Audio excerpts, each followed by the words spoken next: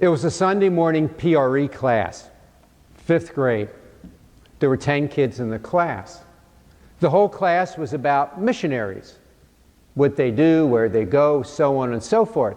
And time was starting to run out on the class, and so the teacher asked some hypothetical questions of the students. She said, you know, the missionaries need money. How many people would give $1 million to the missionaries? And all 10 kids raised their hands. Then she said, well, how many would give $1,000 to all these missionaries? 10 kids raised their hand. And finally she said, how many people would give $1 to the missions? 9 kids raised their hand. 1 kid didn't. A little boy. And she said, you know, Johnny, you raised your hand the last 2 questions, about $1 million and then about $1,000, but when it came to $1, you didn't raise your hand. Why was that? And the boy started to stammer a little bit and said, well, you see, ma'am, I actually have $1.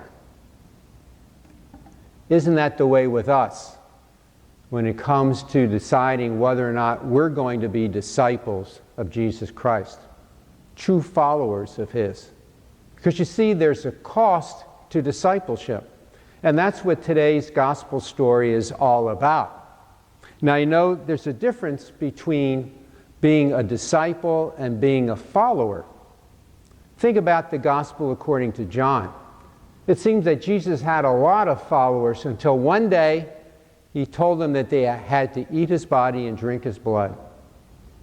They had to accept the Eucharist. And it was just too hard for them. And they didn't follow Him anymore.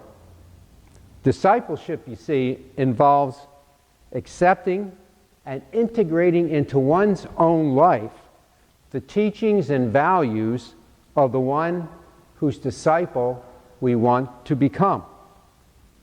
And that leads us to a great 20th century disciple who understood this personally.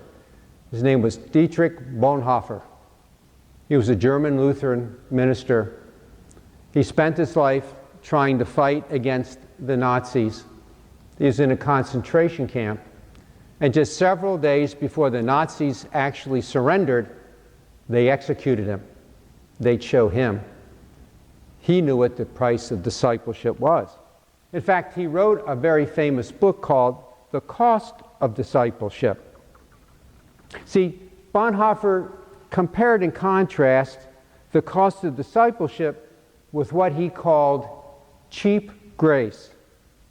Cheap grace implies that the believer wants to have forgiveness without really being repentant, to have baptism without living the life of the church, to have communion without really believing, and to be a disciple without accepting the cross.